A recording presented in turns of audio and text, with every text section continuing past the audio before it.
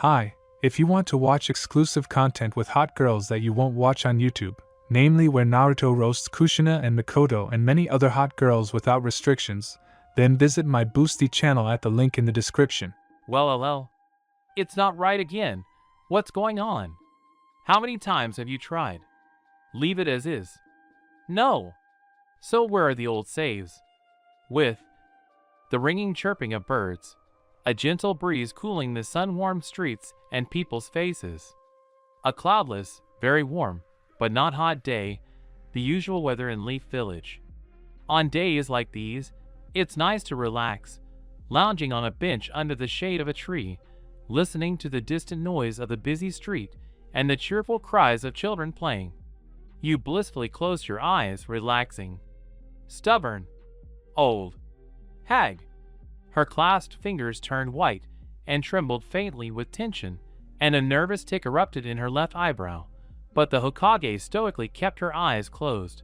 One could vividly imagine the desire to hammer a couple of nails into that insolent, thick-headed face. Meanwhile, that insolent, thick-headed face seemed to be precisely what she was trying to achieve in a desperate attempt to end up in the hospital and evade the mission. During those 2 minutes that it took 5 to regain control of herself, her interlocutor's gaze pierced her with fury and despair. "I've said everything, Naruto," the woman said through gritted teeth, slowly removing her hands from her face and opening her eyes. "I don't care.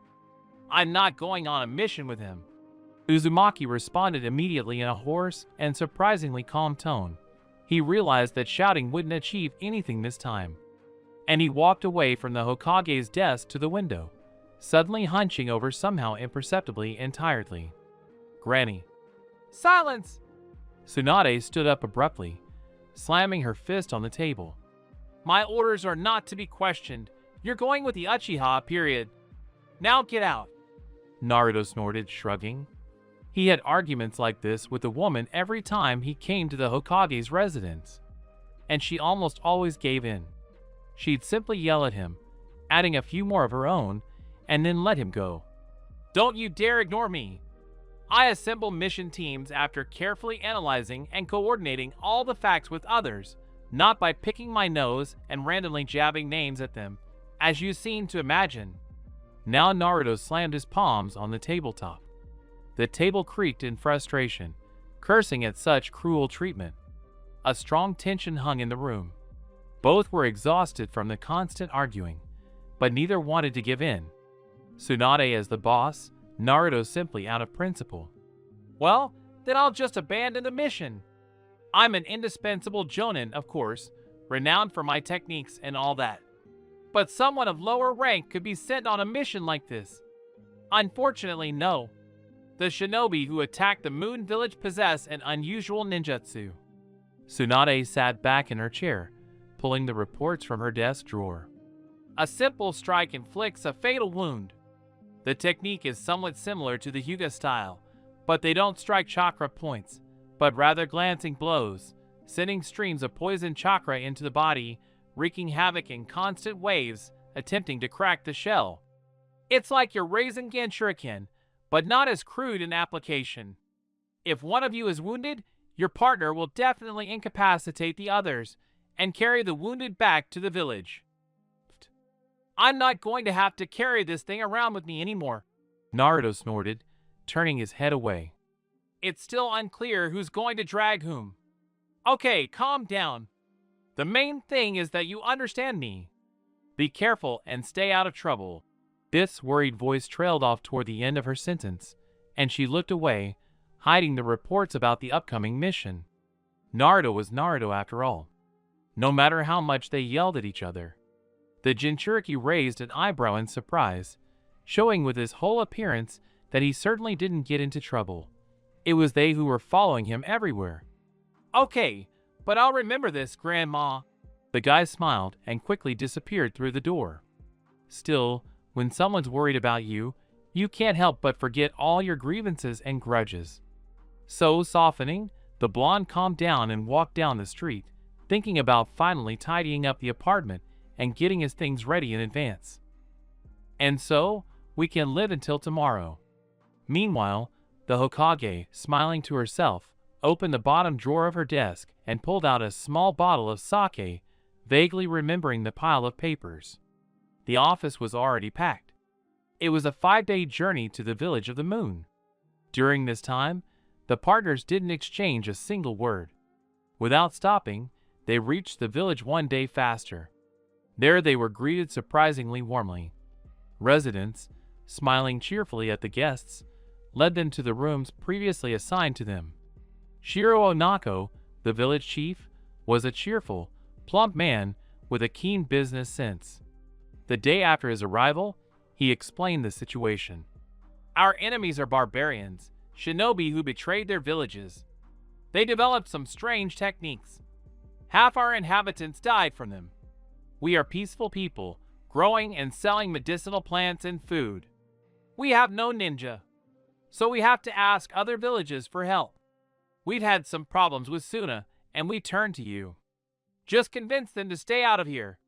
Kill them? Sasuke's black eyes were expressionless. Shiro shook his chubby hands anxiously. No need. We don't need any bloodshed. It'll be bad for our business. Just get them out of here. Naruto nodded briefly but politely, and the shinobi disappeared. The head of the village involuntarily shrugged his shoulders and muttered something discontentedly about stupid warriors. Link? The ruler called out questioningly. A short, dry little man with a keen gaze appeared before him, an advisor. He folded his arms neatly across his chest and sighed, preparing to listen. If they have problems, don't give them help or medicine. And don't provide first aid. I don't want to risk my people. Yes. The advisor left, mentally making notes with a pencil. The ruler of the Moon Village, more or less satisfied with this state of affairs, rose heavily, heading to his chambers, where a delicious breakfast and a beautiful maid were already waiting for him. The Konoha ninja worked with concentration. No unnecessary actions, let alone words. The enemies, who at first seemed weak, turned out to be cunning opponents, wearing them down with light blows and then retreating immediately. The smell of burning mixed with blood emanated from the ground. It was evening, the sun was already setting below the horizon, mournfully bidding farewell to the wounded earth, the result of shinobi techniques. Naruto had already taken 2 blows. His brain was struggling to process his surroundings. His nose ached from the blow and the continuing flow of blood. His ears were clogged. All he could hear was his own heavy breathing, and sweat was pouring into his eyes. With his powerful and destructive techniques and his accustomed style of combat, it was harder for him to adapt to such slippery opponents. Miraculously noticing a glancing blow, the blonde dodged, letting out a ragged breath. Losing his balance on the open ground, he fell at the Uchiha's feet. Sasuke merely glanced at him, deftly sidestepping and continuing to parry the enemy's blows. Naruto cursed angrily and, still lying down, kicked one of his attackers in the jaw. It was impossible to weaken the opponents immediately. They used close combat, sometimes abruptly retreating and then closing in again, preventing the Uchiha from using his fire techniques or Naruto's Rasengan. And yet, after an hour of tedious battle, the Lee shinobi won. You're such a bastard, Uzumaki hissed, spitting blood to the side angrily, while simultaneously tying up the attackers. He was given a cold, contemptuous look. I'm not your Nani. Take care of yourself. Sasuke snorted and headed towards the village, apparently deciding that Uzumaki himself was capable of delivering the enemies away from the customer's settlement. Gritting his teeth, Naruto looked angrily at the retreating Uchiha, not noticing how one of the enemies moved his hand. And how could Sakura love you? Uchiha felt his friend's scorching gaze on his back.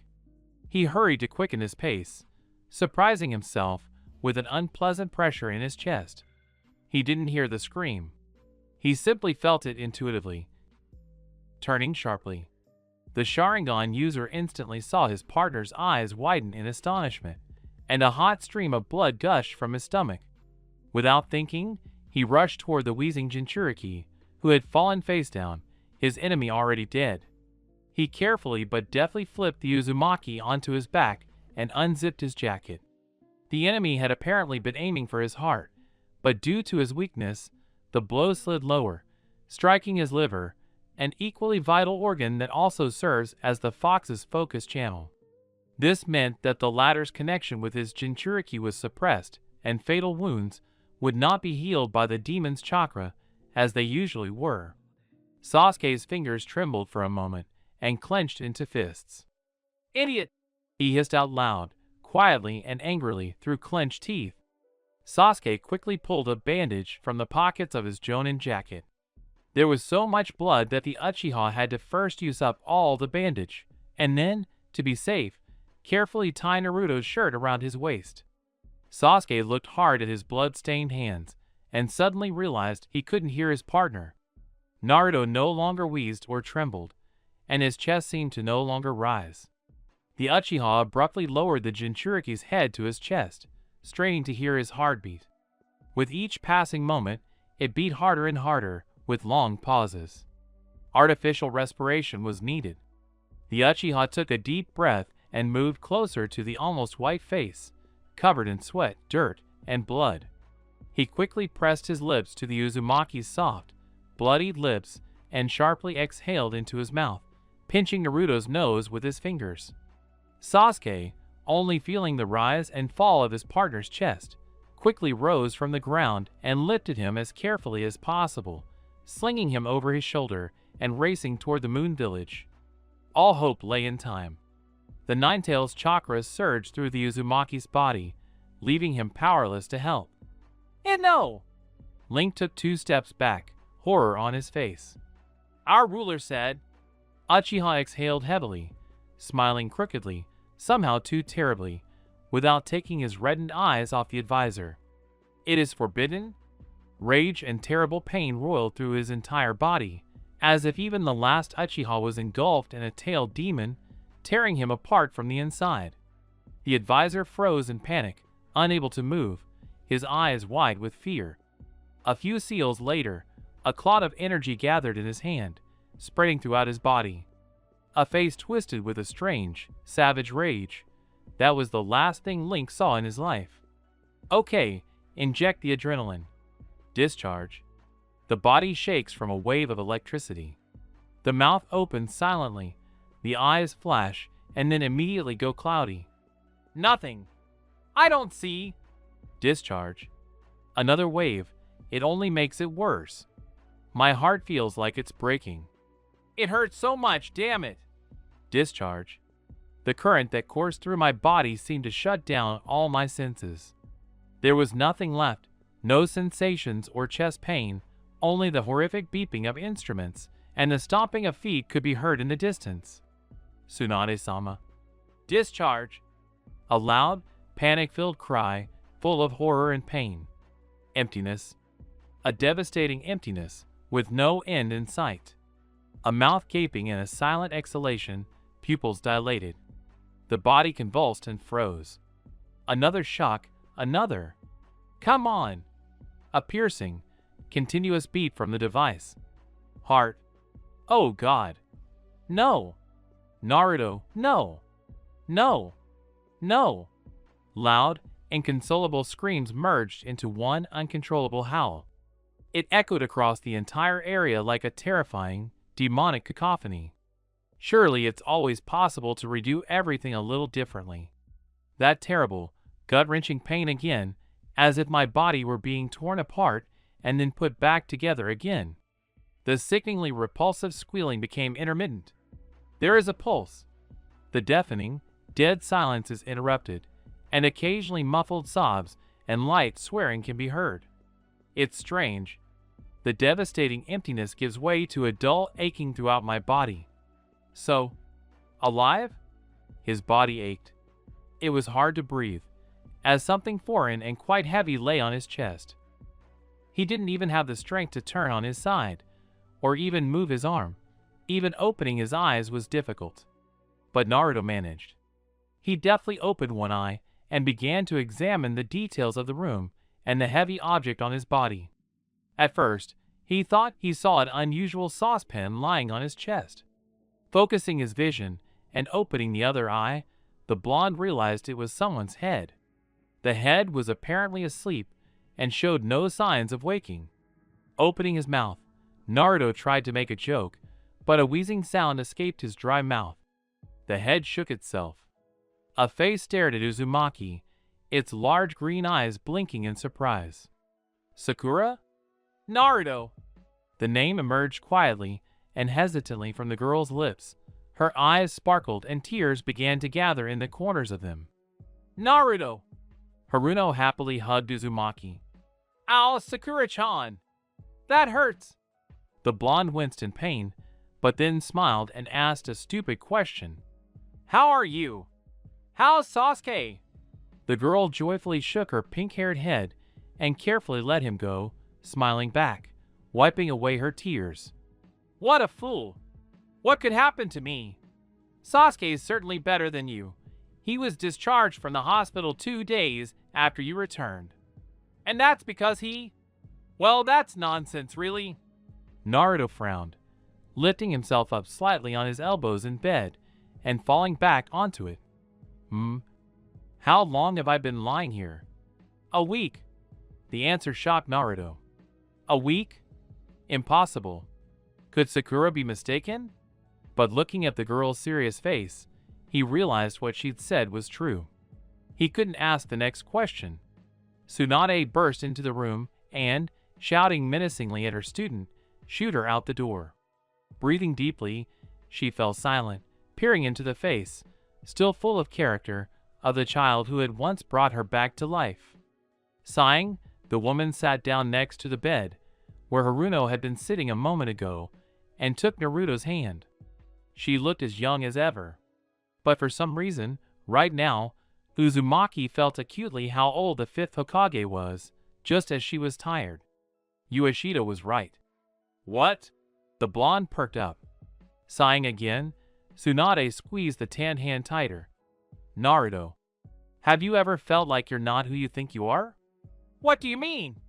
What kind of strange hints are these? The white eyebrows furrowed again. Well, you've never felt like... Oh God. Another blank look. The Hokage looked him straight in the eyes. Naruto, the thing is that the child your mother gave birth to turned out to be a girl. The blonde's eyes widened briefly, the corner of his mouth twitching, but he remained silent, gazing at the woman with such intensity that she looked away. Releasing his hand, she clasped hers under her chest, leaning back in the chair. Don't ask me again. I only recently began to understand what's going on myself. No, you don't have a younger sister, if that's what you're thinking. But your parents created a unique technique that gave you 2 bodies at your disposal. She took a breath, still not looking at one of her top jounin. Male and female. The baby girl was very weak, I suspect due to Kushina possibly bearing twins. The documents don't explain this. When the 9-tailed demon fox attacked the village, Minato attempted to seal it within himself, but was mortally wounded and nearly soulless. The only viable cage for the fox was its newborn child. But the girl's weak body couldn't contain the demon's power for long. Tsunade turned to her patient. And mother? She was also wounded. She and Minato fought together.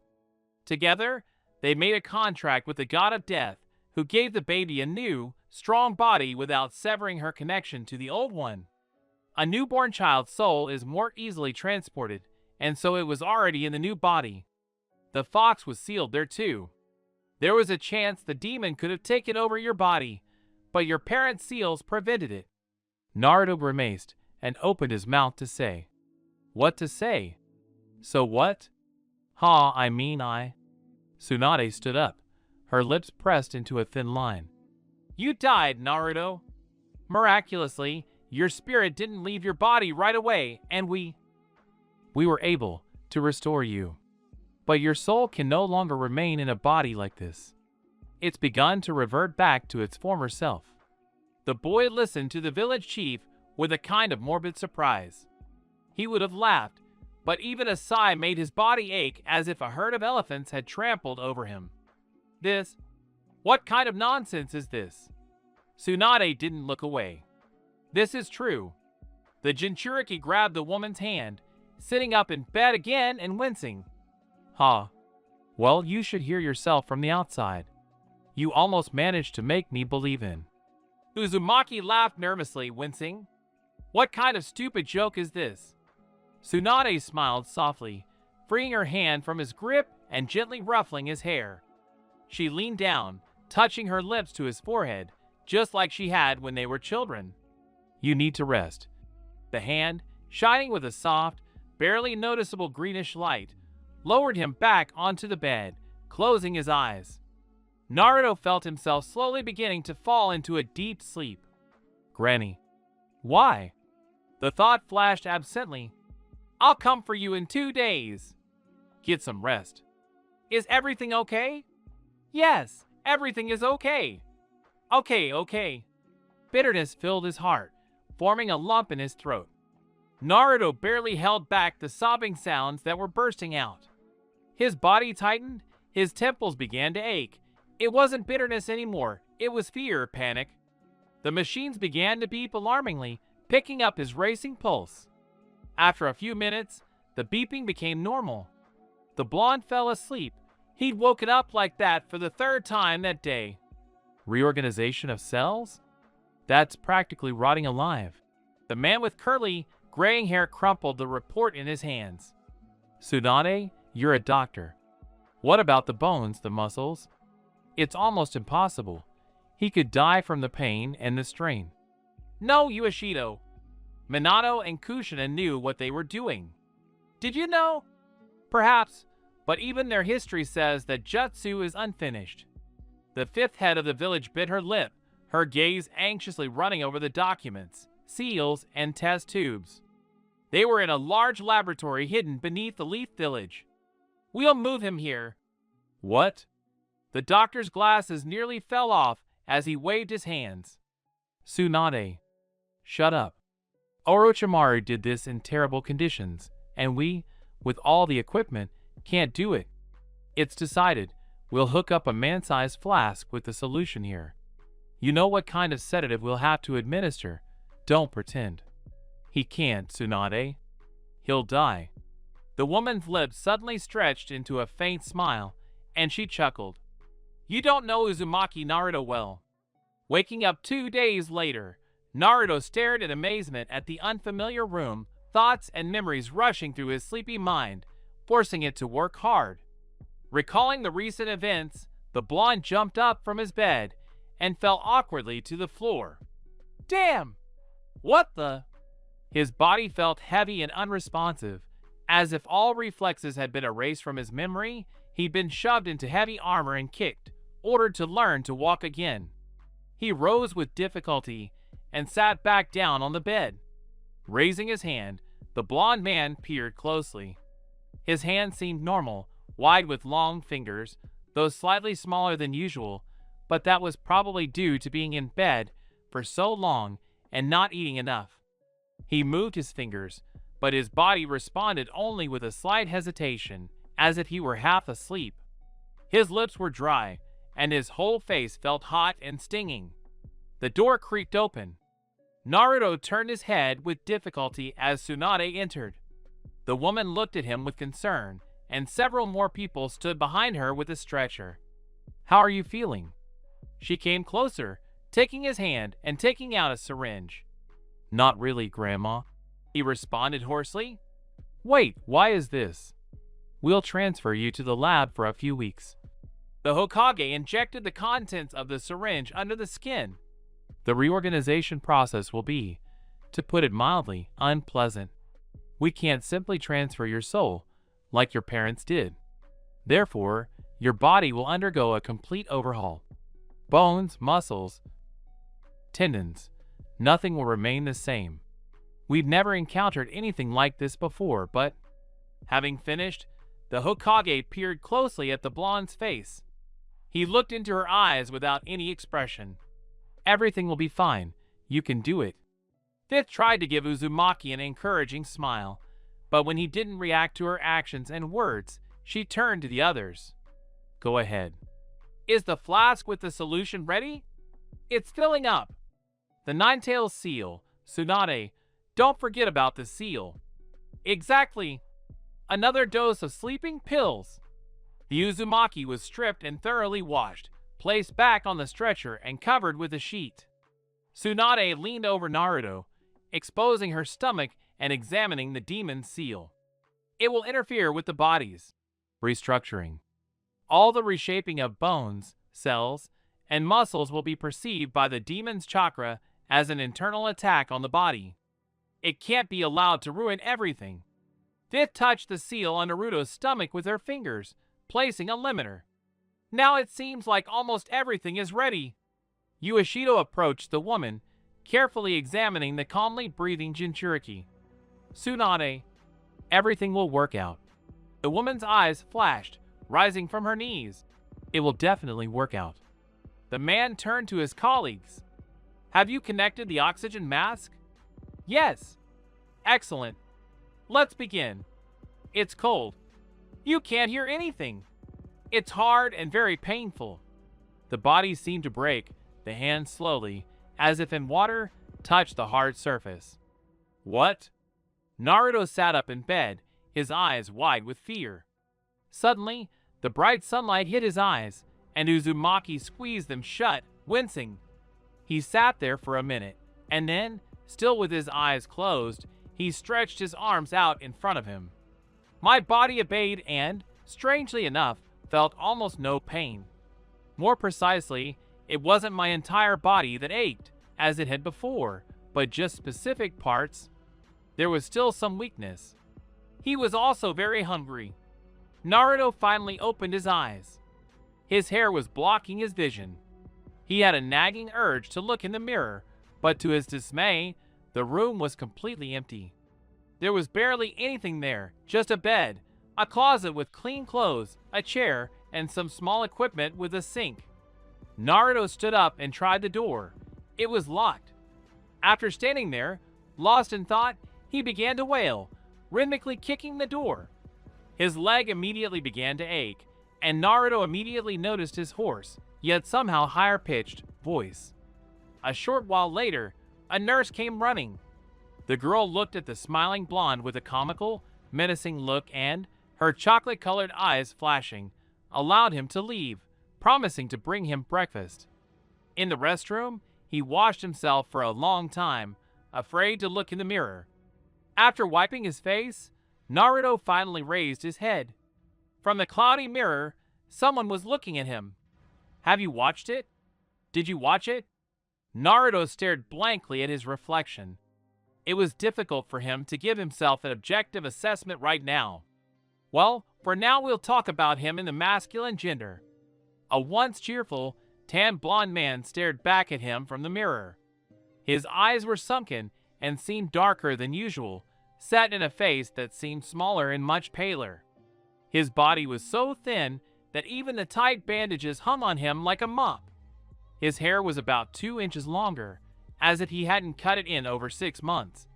There was no stubble, which was also slightly alarming. Naruto sighed heavily and began to slowly undress, trying not to fall. Oh shit. He groaned hopelessly, looking at himself. His breasts weren't large, but they ached terribly. Uzumaki was genuinely embarrassed to take off his underwear, but changes had occurred there, too. Oh yes, indeed. God have mercy. On the way back, a sudden, troubling thought occurred to him. He didn't know which wing his room was in. He couldn't even remember the number. He had to find it himself. After wandering around the hospital for another half hour, the blonde bumped into a nurse he already knew. Her name was Toshi. She turned out to be a very sweet, kind girl with brown eyes and bleached hair. As they strolled through the building, she told him about her family, complained about her brother, and praised her mother. Uzumaki smiled weakly but encouragingly, feeling astonishingly tired after such a short walk. Approaching the room, the girl made Naruto learn his room number and laughed at the animated blonde man, who pointed at the door with feigned seriousness, lecturing. Then, remembering something, the girl ran off, returning about a minute later. She was carrying a tray of food and homemade pies. After sitting in the room with the restless patient for a while, she left, making Naruto promise to eat everything. Sniffing the fragrant scent, the blonde smiled. Who the hell knows who or what he is now? He'll think about that later, yes. After he's eaten and rested. He can't let such deliciousness get cold. Over the following days, Naruto was acutely aware of every change in his body. His muscles and, worse, his bones ached constantly, but tolerably. His body, as if atrophied after so long a period of inactivity, gradually grew stronger. And although he couldn't move actively or for long periods, the blonde stubbornly continued his exercises and walked around the hospital all day. He was still not allowed out, except occasionally on the veranda. This, however, didn't make things any easier. He felt as if he were in a cage. Tsunade came almost every day, inquiring about his condition and scolding the Jinchuriki harshly for overtaxing his weakened body. She recorded all the changes, made calculations, secretly delighted by the blonde's determined attitude. "Bye," he drawled, looking at the head of the village. "What? Does something hurt?" she said, immediately looking up from her reports in fear. "No. But Grandma, I feel uncomfortable." "In terms of?" "Well, you see." Naruto blushed and looked away. "But that's not me. I'll never get used to it. Can't I just go back to being a man?" Tsunade sighed, smiling mockingly. "Naruto, this is your true body." "But it's terrible." He couldn't help but complain. "My chest hurts all the time, and it's just in the way. The toilet. Damn, how can I go to the toilet with this? Have you even tried it yourself?" "Oh, right." The woman couldn't help but laugh, looking at Uzumaki with narrowed brown eyes. "What's so funny?" "Grandma, it's terribly uncomfortable. Do women always have to suffer like this?" Naruto exclaimed, offended. "Alas," she shrugged with a smile. "But you're even worse off because of this transformation. Just think how your body has been adjusting. It's amazing you even started moving so fast." Naruto pouted sullenly and hugged his chest, carefully feeling it. Fifth watched him with undisguised interest. "I can never be a woman." The head of the village snorted, still smiling as she stood up, and finally said, "Nothing is impossible." Toshi also came to see him every day, shyly bringing him pies, strong tea, and sometimes even ready-made ramen. Naruto was overjoyed at her every appearance, as friends weren't allowed to visit him, but Toshi could freely enter his room. She knew about the blonde's unusual condition, listened with interest to his stories and experiences, and offered advice. Generally speaking, life in the hospital wasn't all that bad. The girl often shared the latest news from the village. "Tsunade-sama spoke at the meeting and convinced everyone that you were fine and already in another country, recovering. She also mentioned that ninja from other countries would be arriving. They would come to negotiate a peace treaty, and at the same time, they would carry out missions alongside our shinobi." "And where exactly will they come from? Do you know?" The girl sighed under the attentive gaze of blue eyes. "I don't know." "Oh, never mind. I'll ask Grandma myself. I think it'll be interesting." He narrowed his blue eyes slyly. It's been 2 weeks since Naruto's sentence. The body was rebuilding itself at a cosmic speed. It was now difficult to recognize the former Uzumaki. All the bones had become so thin that it seemed even his height had become shorter. His hair was already below his shoulder blades. Even his chest was already fully formed. But his appearance was the least of his concerns. Right now, he couldn't sleep. Usually, late at night, when the lights went out throughout the hospital, the blond man would light a lamp and begin drawing. He was quite good at it. He'd noticed since childhood that he could more or less accurately depict people on paper and the like. However, he hadn't had time to develop this skill. Shinobi, assignments, training, long absences. He'd once tried painting with Psy paints, but given up. He felt like free time wasn't meant for painting on paper. After a short stay in the hospital, he was drawn to drawing again. It was difficult to simply express the feelings that overwhelmed him in words. But he could draw anything, mostly fragments of memories. One of them was a bridge, the very one named after him. The drawing was full of colors and sweeping brushstrokes, with almost no harsh black edges. The bridge was bright and sunny. The blonde didn't remember the exact image. All he could recall was that the structure was large, sturdy, and warm from the soft rays of the sun. Walking across it was pleasant. There were figures on the bridge. Even though they were blurry, they were easy to recognize. He was, as usual, wearing an orange suit with tousled hair and a wide smile. Sakura was in a red dress, with long pink hair and large eyes. Sasuke was in dark blue, with torn, pitch-black hair and a calm, arrogant expression, although the squint of his eyes was slightly mischievous, giving it a hint of a hidden smile. Kakashi was wearing a dark green uniform, with one mischievous eye and his ever-present book in hand. Now, reverently bending over the yellow, crisp paper, Naruto drew them. His parents. He'd seen old photographs of them in the Konoha archives. Now he tenderly sketched their faces, drawing only on childhood feelings. The faces were blurry but bright, revealing soft, kind smiles and outstretched arms.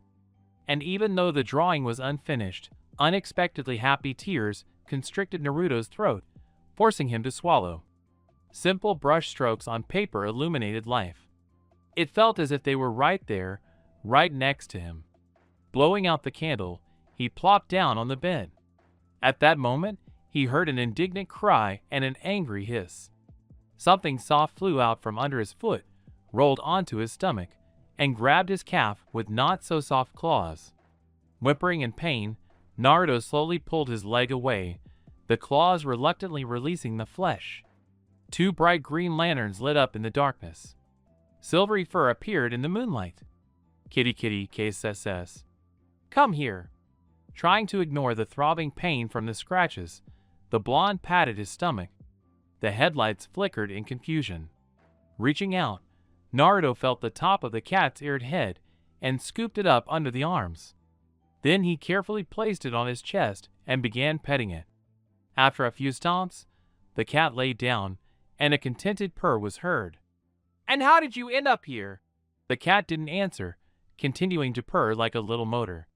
Entering Uzumaki's room that morning, having been absent for a week, the fifth was angrily greeted by the back of a scruffy blonde woman crawling under the bed, calling for someone. Frowning, Tsunade coughed discreetly, drawing attention to herself. There was no reaction. The girl only crawled under the bed faster, oblivious to the visitors. Suddenly, an angry hiss and a loud curse were heard. Hitting her head on the bed, the blonde finally emerged and began examining her hand. The Hokage approached the girl, perplexed, deciding to ask her what the stranger was doing in the room. The blonde turned sharply and, seeing the fifth, smiled welcomingly. Granny! Finally! I haven't seen you for a week. Where have you been? Tsunade looked into the playful blue eyes with disbelief. Naruto? Huh? The blonde interrupted her exclamations in surprise. What's the matter? Why are you looking at me like that? You become... Tsunade hesitated. So feminine. The girl frowned her golden eyebrows. Yeah, Naruto muttered, raising an eyebrow. He didn't seem pleased by this fact. The medic chuckled and sat down, habitually taking out her notebook. Well, report. Well, you know, my body doesn't hurt as much anymore, although my hair really gets in the way. And my breasts, too. They get in the way. The girl complained again, sighing sadly. You can't escape it, but you'll get used to it. The Hokage smiled and leaned forward slightly, taking Uzumaki's face in her hands. The stripes on your cheeks are gone. Strange, maybe it has something to do with the 9 tails? Looks like another plus is that no one will recognize me. Sighing, Tsunade released him and continued.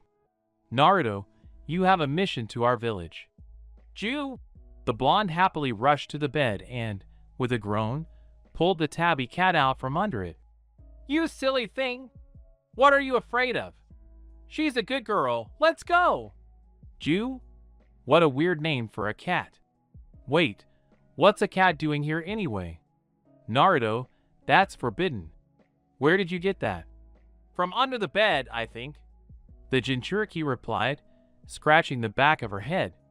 But seeing the Hokage's seething gaze, she waved her hands. Granny, I honestly don't know. I went to bed last night, and she was on the bed. Look, she's already scratched herself all over. As proof, he showed Uzumaki's hands and legs. Okay, let her stay, then we'll decide what to do with her. So to our village. Come on, don't get so worked up, I know. Shinobi from other countries will be coming to our village to negotiate a peace treaty. So, I take it I'm involved too? Toshi? She knew about the brown-eyed girl's friendship with the blonde man. Waiting for a nod, she spoke. So, Naruto, these shinobi aren't just your cover, they're your mission. You must gain their trust and discover their true purpose beyond the treaty. Why? You think they can't be trusted? That's impossible, the Hokage confirmed. We've been at odds with them for a long time. They wanted our territory and our Jinchuriki. It's very strange of them to surrender and ask us for help. Well, maybe they changed their goals? It's too idealistic, Naruto, but even if you're right, we need to make sure. Do you understand? Yes, Uzumaki answered calmly, stroking the cat. The fifth smiled tenderly, looking at the girl, the former tornado of all troubles. Although YX. Oh, right. I almost forgot. Here's your passport information. Tsunade handed her the scroll. The girl carefully took the document and, unfolding it, began to study it carefully. Naruko Sakai? I won't leave your name, of course, but your last name is from old archive papers. For a moment, sadness flashed in the girl's eyes, but seeing the attentive gaze of the village head, Uzumaki smiled. Thank you, Grandma. Tsunade sighed menacingly and walked out, slamming the door. He was acting like a little child, honestly. How could she have given him the title of Jonin? The little child, meanwhile, tossed the documents onto the unmade bed and lazily scratched his shovel, looking at the mess he'd made in 2 weeks. Toshi would probably be scolded. The bandages had long since been removed from Uzumaki. The wound left no scar, as usual, and thanks to the fox for that, though he can be useful in this regard. Besides all that, the connection with him grew stronger every day. The girl's body was less able to contain the demon's powerful chakra and ached at even the slightest sign of rage. But there were also dubious advantages. With such a strong connection, he could better perceive the Ninetales and hear its growling words. Sometimes, the Ninetales even offered practical advice, though more often it simply pressed forward with a request to remove the seal. The blonde's thoughts were interrupted by a knock on the door. Toshi! The girl happily jumped to the door and, flying out of the room without looking, fell on the guest. Why did you take so long to come in? Naruto suddenly realized that the person he was hanging on was taller than his nurse and had a stronger build. The brain subtly hinted that the girl couldn't possibly have changed that much. Toshi? The blonde asked, completely hopeless, letting go of the other man's neck, but not having time to look up. A familiar chuckle rang out. The stranger unceremoniously grabbed Naruto's now awkward arms, twisted him around, and pinned him behind his back. It was all done in a single breath. The girl sharply hit him in the chest with her elbow and, freeing herself from his grip, jumped back to the wall. What do you want? She asked, her face twisted in displeasure. Sasuke rubbed the bruised area and glanced at the girl with slight bewilderment. Her face was stony calm. Where is Uzumaki's chamber? The girl flinched and raised her eyebrows. I'm for him. If you haven't heard, I think he was taken to another country for treatment. Really? Uchiha approached the blonde. I've known this idiot for years. Uzumaki glared at his teammate with hostility. Why on earth did Uchiha have to drag himself to the hospital and look for him?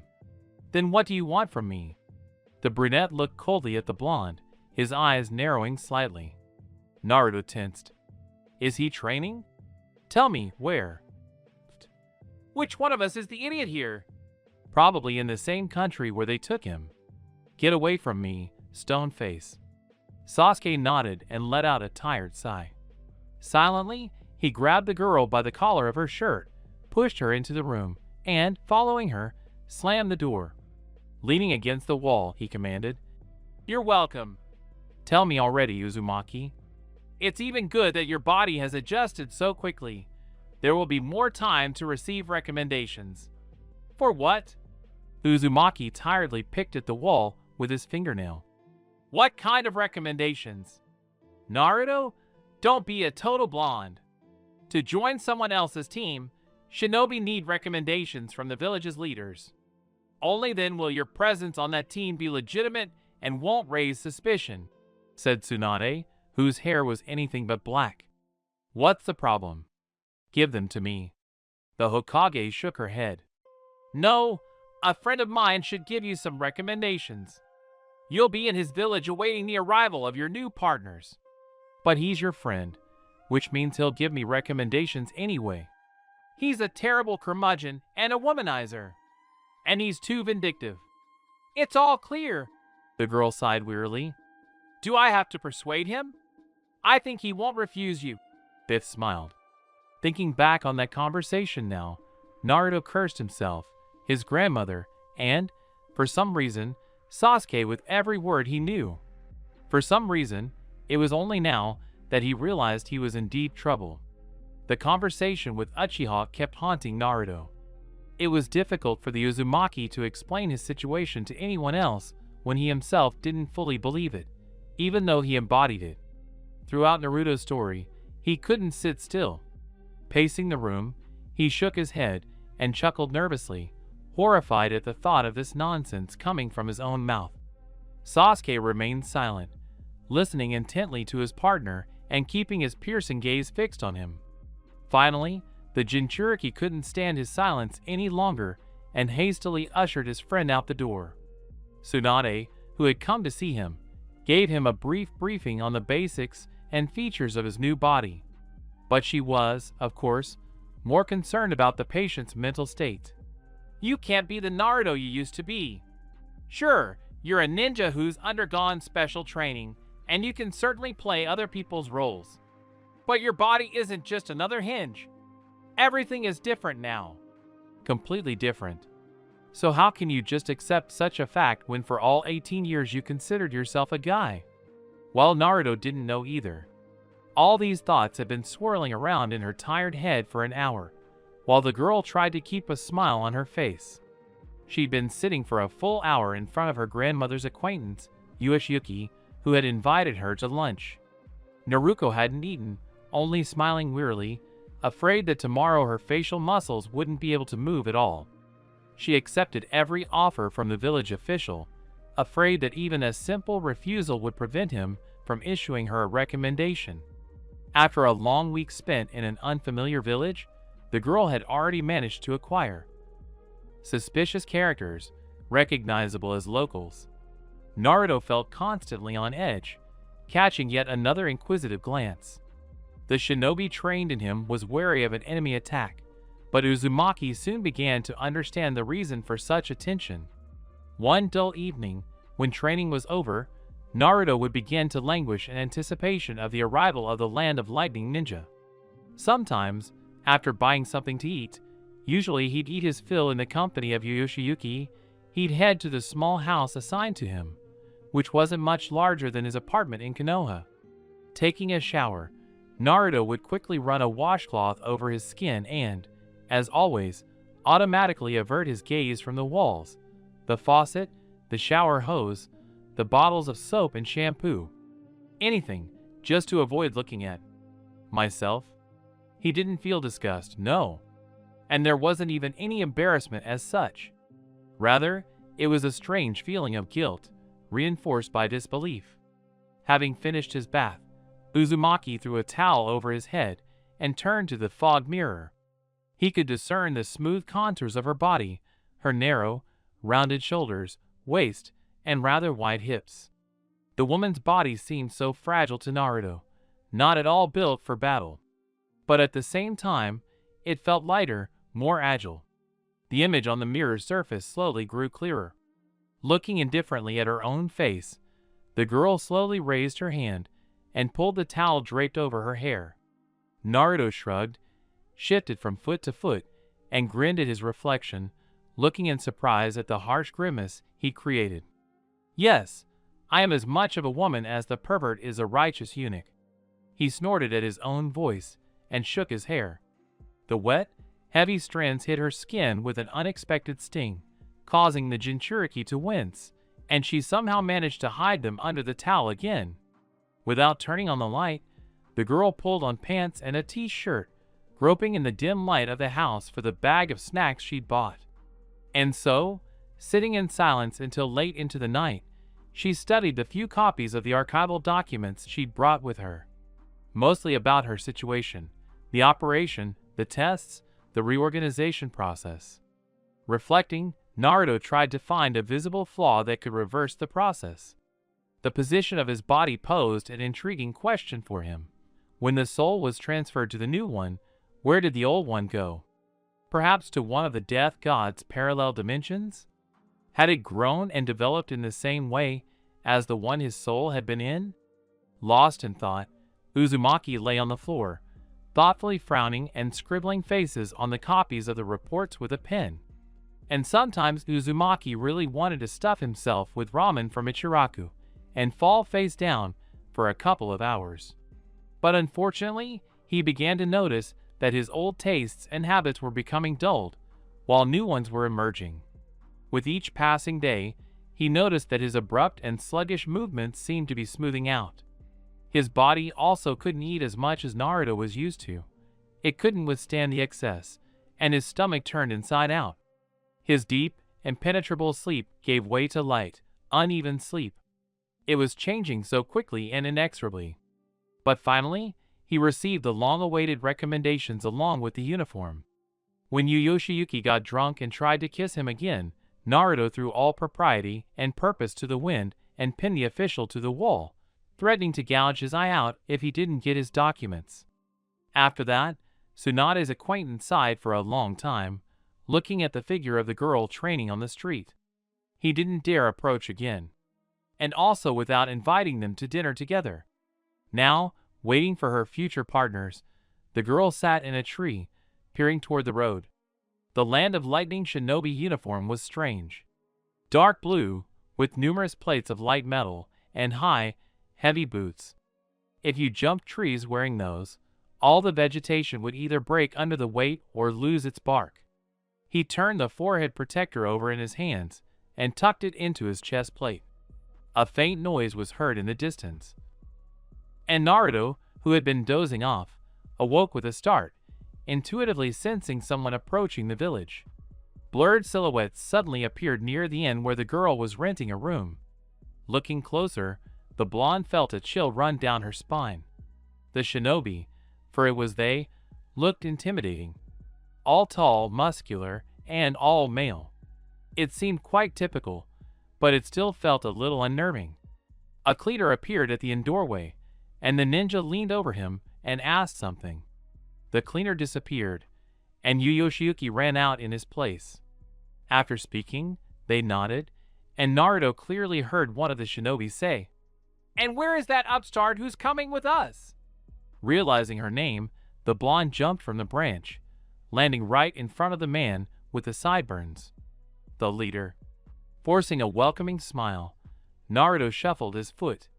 "Naruto Sakai," he said, handing him the documents he pulled out of his pocket. After carefully reading the recommendations and passport details, the man smiled and extended his hand. "Yakintoshi Fogu, nice to meet you." After shaking Foka's hand, Naruto looked around his group with interest. Well, they weren't as scary as they seemed to him at first glance. "When are we leaving?" "Now." Naruto nodded slightly surprised. "That's right. No need to stay up until the morning." Joyfully waving to Yoshiyuki and the wary townspeople, the girl ran after the retreating shinobi. Walking through the bare desert and high mountains, Naruto realized the advantage of his new uniform. These boots were comfortable for walking on flat ground and jumping over mountains. The spikes on the soles were a lifesaver, preventing him from slipping on smooth rocks or sinking into sand. The plates reflected the sun well, and in general, the new form suddenly made the Jinchuriki feel like a heroic knight. Although, of course, on the territory of the leaf, you will still have to change your clothes. The guys on the team turned out to be great guys. They'd all been friends since childhood, and overall, they laughed a lot and were a boisterous bunch. It was as if they weren't on a mission, but rather a walk in the park. The blonde couldn't believe these people would go to Lista Village for selfish purposes. And relations with them were easily established, especially when Naruto, out of habit, broke through a large rocky passage to make it easier to walk. Stepping into his territory, Uzumaki sighed with relief, listening to the birds singing. How good it is to be home. The teammates were amazed at the new partner's enthusiastic attitude as she confidently strode forward. When asked how she knew the area so well, she replied that she had been there before. The enormous gates of the Hidden Leaf Village loomed ahead. Naruto approached the open gates with a joyful heartbeat, thinking of his friends, whom he would be reacquainted with. They were waited for at the gate. A group of young Konoha warriors stood directly in front of the approaching shinobi. Naruto, flustered, seemed to have forgotten his situation and squinted joyfully at the motley line of his friends. Yet every step was difficult, and he was overcome with conflicting emotions. He so wanted to go home. But now, no one was waiting for him here, not in this state. Now he was simply a ninja from a foreign country, a guest not yet trusted.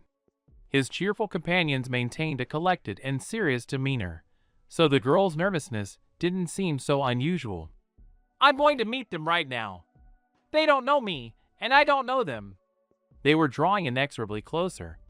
Behind his group of friends, Naruto saw curious townspeople and the admiring faces of girls looking at her companions.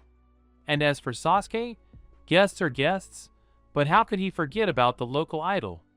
Snorting at this, Naruto felt such a familiar irritation with slight envy that he even calmed down. Oddly enough, many glances were directed at him, or rather at her. Their faces showed surprise and recognition. What? Is he really that much like himself? What could have happened to him that made them stare so intently? Uzumaki, slightly panicked, tried to slow his pace. He exhaled quickly and, with a wind-swept gesture, brushed the strands of light hair that had escaped his low ponytail away from his face. He probably needed to comb his hair somehow. The Konoha members smiled quite welcomingly at those who approached, and Izumo and Kotetsu, who were always standing at the gate, nodded politely to the guests. Every shinobi from the Land of Lightning was getting acquainted with every shinobi from the Leaf. It was Naruto's turn. Slightly shuddering at the girls' unexpectedly caustic glances, Uzumaki approached each friend in turn, repeating his name and shaking hands. Everyone was there, so recognizable and yet so unrecognizable at the same time. Hinata, usually very timid with him, looked calm and direct. Sakura and Ino gave the Jinchuriki a strangely displeased look, but smiled and shook his hand. Tenten looked at the girl in greeting and wished her a good time. Chuchi, surprisingly not having eaten anything, said a few reserved words.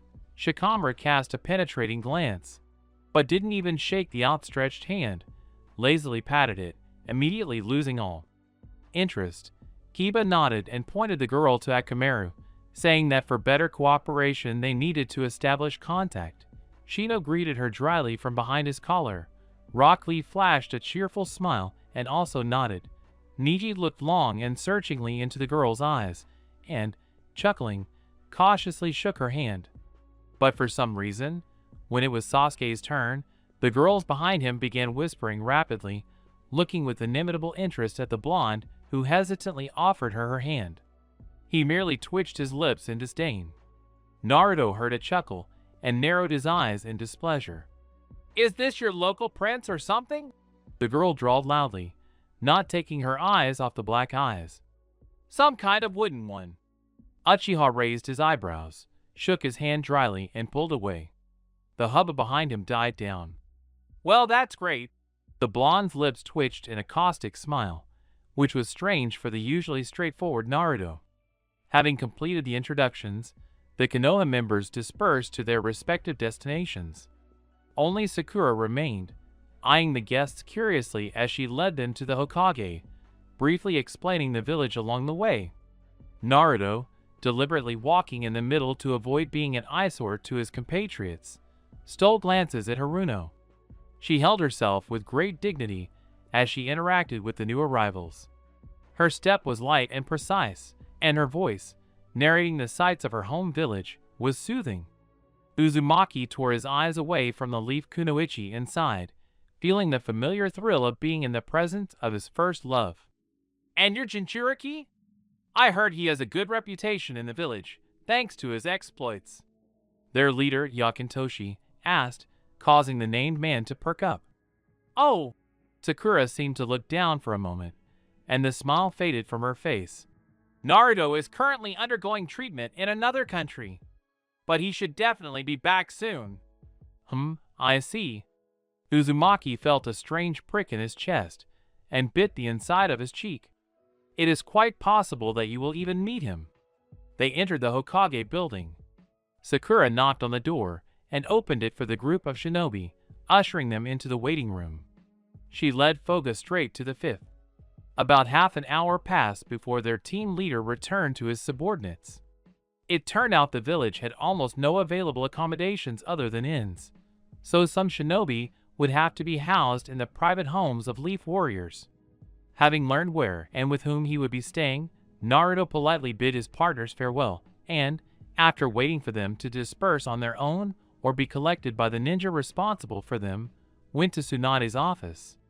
About a couple of minutes later, the occupants of the Hokage building heard the sound of glass breaking and muffled exclamations.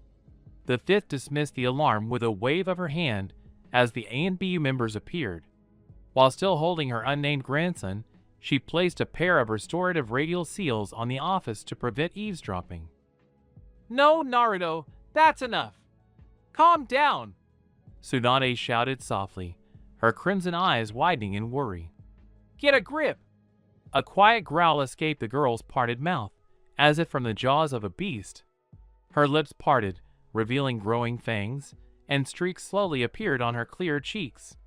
Fifth waited for the lunge and, deftly dodging, she instantly, but as carefully as possible, pinned the Jinchuriki face first to the wall, pinning his arms.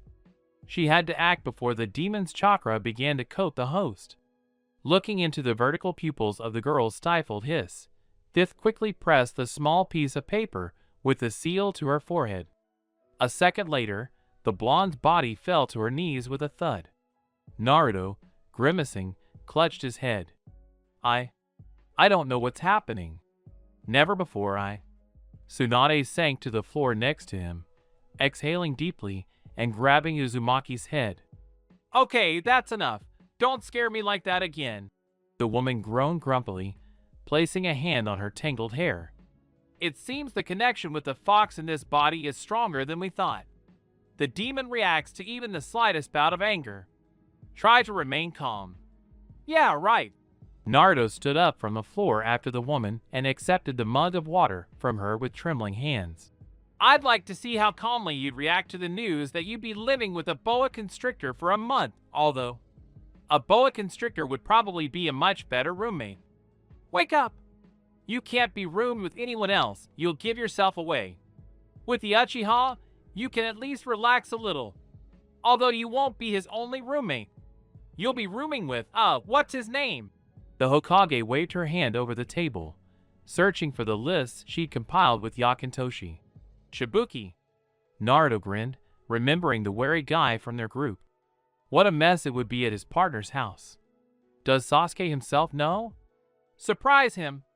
We'll talk about your strength later. Remember your mission. Sasuke paced the large, deserted house all day. Something troubled the last Uchiha. Usually calm, he paced the house like a cornered animal, suddenly feeling freedom. Not the pitiful semblance of freedom that every person who thinks of themselves as independent feels, but true freedom. Uzumaki is back. It really was that idiot Uzumaki. Not the same creature, pitifully running with a restless gaze around the hospital ward during its heart-rending story. Not that bag of bones dying limply from wounds. Sasuke involuntarily pressed his mouth into a thin line and exhaled angrily, feeling his fingers tremble from the strangely vivid memories. The sticky, dirt-mixed alien blood seemed to still drip from his hands. Sasuke hadn't tried to understand anyone, including himself, for a long time. Strength? So strength is what's needed. Revenge? Well, that's not the point. Sasuke has no secrets or special motives. For him, it's simple. Do as you please. And it pays off. The Uchiha was alive and quite content, and his enemies were not. Not like Uzumaki. Always trying to prove something, always doing something for others. It's funny, but one of Naruto's defining traits was resentment. How can you hold a grudge against an enemy and try to reason with them when you can simply kill them? His head was splitting from this nonsense. But Uchiha simply couldn't stop thinking about it. Right now, in his mind, it seemed like the greatest mystery of the entire universe. His fingers tingled as he put the books and scrolls lying on every surface back in place. I guess Sasuke is a little happy. I'm just glad this clown is alive. Loud kicks on the shaking door were probably heard not only throughout the entire house, but throughout the entire Uchiha quarter. Knock, knock, knock, came the loud call from behind the unfortunate door, apparently deciding that kicking wasn't enough. Slowly walking down the corridor, Uchiha seemed to ignore the noise in his abode and melancholically stretched his shoulder. He was just about to go to the village to see the fifth, but that didn't mean he had to run at full speed and open the door to the uninvited guests. Did it?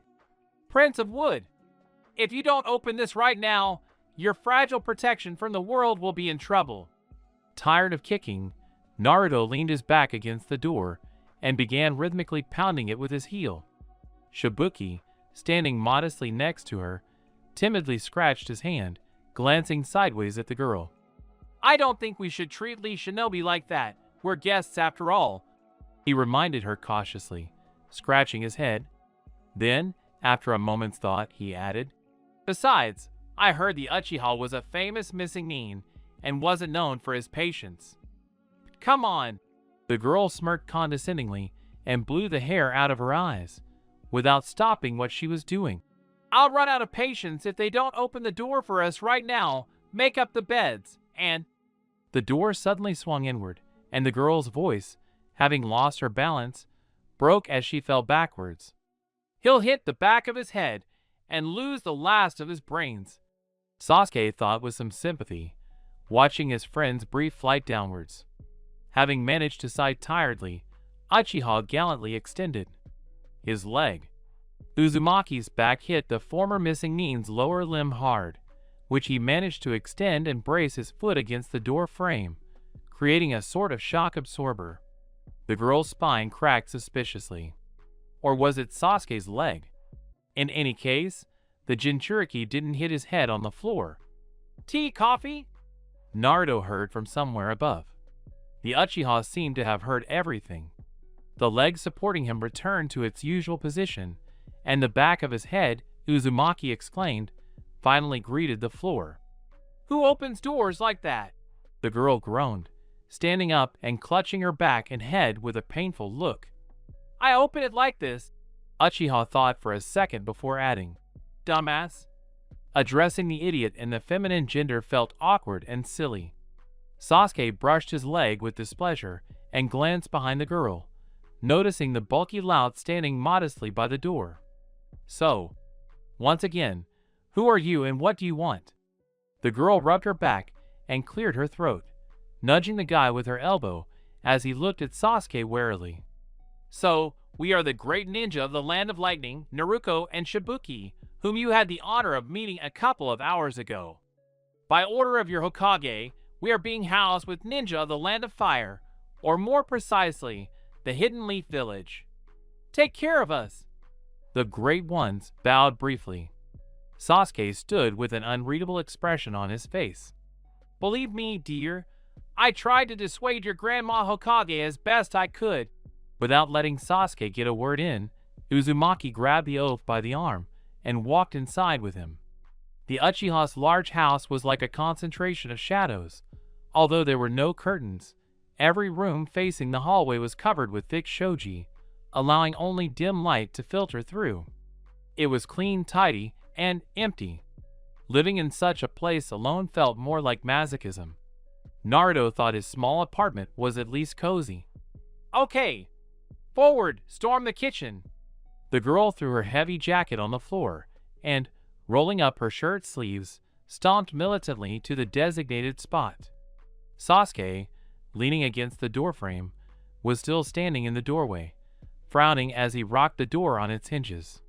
The only thing missing in my house to make me completely happy is some idiots. The guy straightened up and closed the front door, heading after the guests. Shibuki watched anxiously as the owner of the house approached, looking far from friendly. The lightning shinobi quietly addressed the girl who had opened the refrigerator. He's not very welcoming, is he? Even though we barged in ourselves. Have you seen him before? Don't give Kami-sama such luck. Knock on wood. Ugh, what do you eat? The girl pulled out a cup of frozen coffee and a vegetable salad. Are you watching your figure? Sasuke chuckled, feeling a strange buzz around him. What made that idiot think he had the right to run his house with impunity? No, but you will have to, you are a girl now. Shibuki glanced at the Sharingan bearer in bewilderment and then turned his gaze to the frozen Naruto. Sasuke stared indifferently at the cup of coffee from the refrigerator. So he doesn't know? Uzumaki seemed frozen, staring at his childhood friend in disbelief. Have you completely lost your mind? Go ahead, tell everyone who I am. His fiery gaze said bluntly. What don't I know? The girl gave a wry smile and waved her hand. Shibuki, my precious, don't strain yourself. Well, why are you doing this? He needs to know. Uchiha grinned triumphantly, looking vengefully at the blonde with the frying pan. She's expecting a child. Amid the deathly silence, a resounding thud echoed. The girl, with a painful howl, struck herself with the frying pan. Sasuke strode over to Naruto and took the precious utensil from him, pushing it aside harshly. Darling, don't worry. I'm sure he won't tell anyone. Blushing with shame and anger to the roots of his hair, Uzumaki bared his teeth furiously, and with a trembling hand began to feel around on the slab for some kind of murder weapon. You bastard! What the hell did you just say? The girl slammed her fist on the creaking table. The cup standing on it jumped up with a clang and fell, spilling the cold drink all over the surface. I said that if you break anything here, you'll have to buy it with your own money, the owner of the house said dispassionately, looking at his watch. And, oh, I already have a meeting with the venerable Hokage waiting for me. Make yourself comfortable. Shibuki blinked in surprise as Uchiha, hands in his pockets, walked toward the exit. Uzumaki, seething nearby, couldn't resist throwing a heavy boot from his lightning ninja uniform after him, barking angrily. I hate it. Sasuke dodged easily and turned around. He narrowed his eyes, grinning crookedly. Pregnant? What else can you expect? They all lived in separate rooms, thank Kami. There was plenty of space in the Uchiha house. But now, every morning, the vile owner of the house would feign concern over the Jinchuriki's well-being. Naruto would instantly explode, furiously yelling that it wasn't funny, and, after unsuccessfully attempting to punch his smug friend, would disappear from his sight. Sasuke didn't find it funny, but he did get genuine pleasure from seeing the impudent idiot's impotent rage. Living with him wasn't all that bad, aside from the usual taunts and snide remarks, of course. The Uchiha usually cooked breakfast and left for most of the day. His unwilling roommates didn't waste any time either. Naruto and Shibuki often strolled around the village, eagerly anticipating missions that the 5th Hokage kept delaying for some reason. The next day after his arrival, Uzumaki ran to the hospital. Toshi, fortunately, was there. Recognizing the girl as her patient friend, she ran to hug him with a joyful cry. They entered Naruto's former room, which had not yet been occupied, and began sharing impressions and news. Whatever one might say, they had become very close during their long stay in the hospital. Naruto considered her a full-fledged sister and friend, and Toshi felt the same way. Ju missed you so much. The girl handed the blonde a fluffy, purring lump of fur and frowned, examining her friend's head. By the way, what's wrong with you? Like you just came back from the war. Do you even comb your hair? Naruto shook his head, biting his overgrown nail. Oh, come on. I'm not used to it. The blonde snorted embarrassedly, putting her hands behind her head. Yeah, at this rate you'll soon be bald, Toshi said with a laugh, squinting and getting out of bed. I'm not interested in these girlish things. Uzumaki looked at her with a smile. Okay, let me comb your hair. Combing it turned out to be very painful and time-consuming. True, Toshi said it was his own fault for not taking care of his mane, but that was no consolation. Naruto sincerely sympathized with the girls. Long hair is such a hassle. It really is better to go bald. Later, Toshi tied his hair and told him how bored she was without her friend. By the way, where do you live? Well, my apartment was temporarily sealed off. And now I'm living with Sasuke as a foreign shinobi. Toshi frowned. And who is this? Yes, this guy, really nasty. I've been friends with him my whole life, but he's still just as much of a piece of shit. You know, the cute one with the black hair and eyes? He walks like a giant and speaks slowly. And this one, Uchiha? Yeah, how could I not know? The whole village is crazy about him. And you, what not? The blonde chuckled with a grin, feeling the girl's fingers pleasantly touch his head, intertwining his hair. Toshi looked at the thoughtful Jinchuriki petting the gray cat and smiled. No, of course not. Well, that's it. You can go. Sorry for sending you away. I'm just really busy. Come see me tomorrow. The Jinchuriki flashed her snow-white teeth, touching her heavy golden braid with delight. Of course, you won't get rid of me so easily. Walking around Konoha is a real pleasure. The people are smiling and cheerful. A whole bunch of different shops and stalls. You want to go into every stall, touch, smell, and stare at every item. Everything was calm. Everything was as usual. Although Naruto felt a few nudges of intuition, a discreet nudge to his shoulder, but he simply brushed them off, continuing to wander the streets. He would sort out his thoughts later. For now, he could laze around. Without realizing it, he'd spent more than half a day strolling around the village. Finally deciding he'd rested enough, the blonde headed toward the forest to practice. The direct route to the exit was long, so the girl took a shortcut through the narrow alleys. The alleys were winding, like a labyrinth, and the walls, painted by young talents like himself, elicited friendly chuckles. Suddenly Uzumaki tensed up, and then someone's hand fell on his shoulder. The girl spun around abruptly, and found herself face to face with a strange man the same age as her. For a moment, they stared at each other intently. The man had beautiful, thick brown hair and smoky blue eyes. Hello! He narrowed his eyes in greeting and exhaled. The ninja felt his warm breath.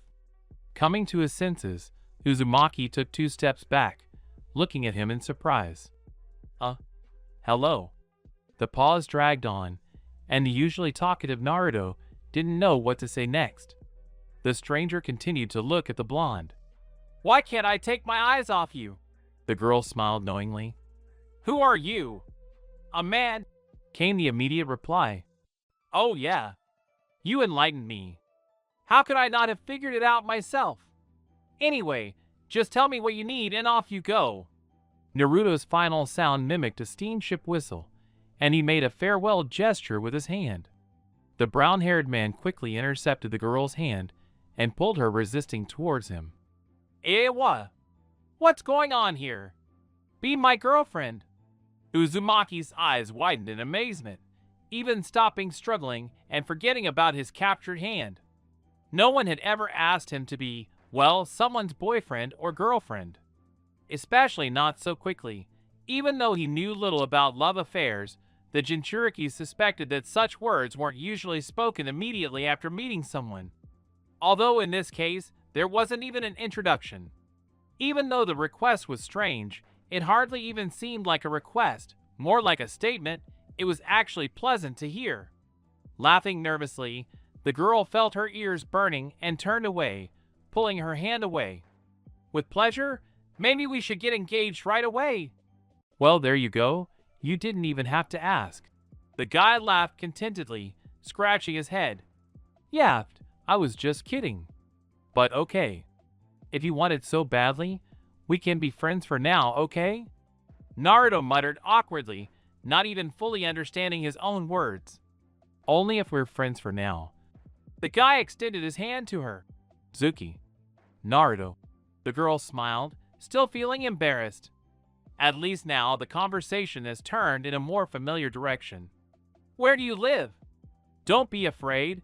I'm just taking you there as a trusted friend. The girl, completely unconcerned about the consequences and forgetting her intention to go and train in the forest, pointed towards Sasuke's house. 5 minutes later, the new friends were strolling happily down the alley.